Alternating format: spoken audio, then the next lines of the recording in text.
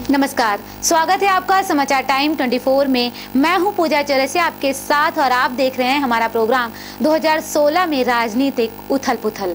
2016 में राजनीति में होने वाली उथल पुथल में जो सबसे ज्यादा मुद्दा गरमाया रहा वो था बीजेपी नेता दयाशंकर का बसपा सुप्रीमो मायावती पर अभद्र टिप्पणी। यूपी में बीजेपी के वरिष्ठ नेता दयाशंकर सिंह ने बसपा प्रमुख मायावती के खिलाफ अपमानजनक टिप्पणी की, जिसकी विभिन्न दलों ने कड़ी निंदा की है। इस टिप्पणी से शर्मिंदा होकर बीजेपी ने खेद जताया, लेकिन इस मुद्दे पर हंगामे के चलते राज्यसभा में कार्यवाही दिन भर के लिए स्थगित करनी पड़ी और साथ ही मायावती के खिलाफ अभद्र टिप्पणी के विरोध में प्रदर्शन करने के लिए प्रदेश में विभिन्न जिलों से बड़ी संख्या में कार्यकर्ता लखनऊ पहुंचे थे। उनके आने का सिलसिला रात से ही शुरू हो गया था। दयाशंकर की टिप्पणी के खिलाफ बसपा ने प्रदर्शन किया, जिसके बाद बीजेपी ने इसे अपनी पार्टी से निकाल दिया। दयाशंकर सिंह के बयान की हर तरफ निंदा हुई।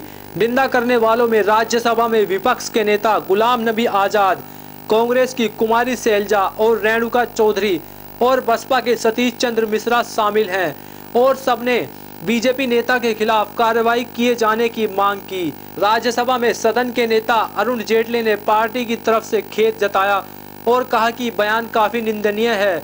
इसके बाद बीजेपी ने आनन फानन में कार्रवाई करते हुए मायावती के बारे में अपमानजनक शब्दों का इस्तेमाल करने वाले पार्टी की उत्तर प्रदेश इकाई के उपाध्यक्ष दयाशंकर को उनके पद से हटा दिया गया और सभी जिम्मेदारियों से मुक्त कर दिया गया और दयाशंकर के खिलाफ कानूनी कार्रवाई हुई।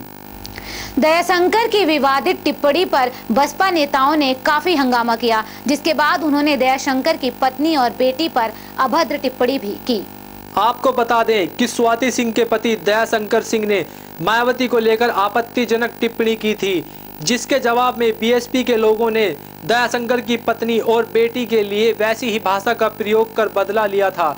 उसके बाद स्वाति ने भी बीएसपी नेताओं के खिलाफ मोर्चा खोल दिया था। हालांकि मायावती पर आपत्तिजनक टिप्पणी करने को लेकर भाजपा ने अपने प्रदेश उपाध्यक्ष दयाशंकर सिंह को पार्टी से निलंबित कर दिया गया था और उन्हें जेल भी जाना पड़ा था। लेकिन इसके बाद दयाशंकर की पत्नी स्वाति सिंह ने गाली कांड में बीएसपी के खिलाफ मोर्चा खोल दिया और सुर्खियों में छाई रही।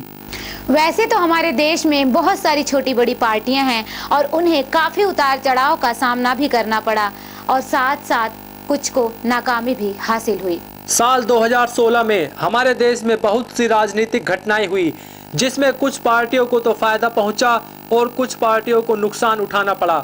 साल 2016 में राजनीतिक पार्टियों ने तरह तरह से जनता को लुभाने के तरीके किए और पार्टियों ने जनता का समर्थन पाने के लिए नई नई योजनाओं का आरंभ किया।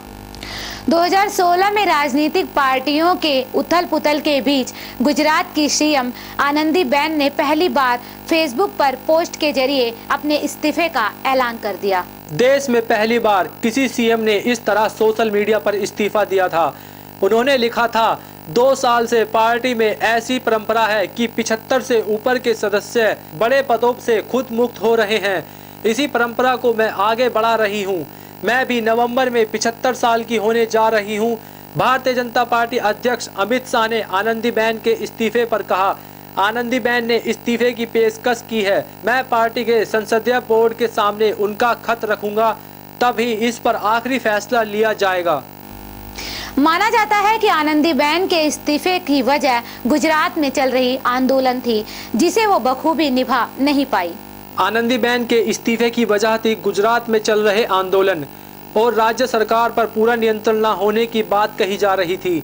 आनंदीबेन के मुख्यमंत्री रहते गुजरात में पाटीदार आंदोलन और दलित आंदोलन ने सिर उठाया। बीजेपी अध्यक्ष अमित शाह से भी आनंदीबेन की तकरार चलने की भी खबरें हैं।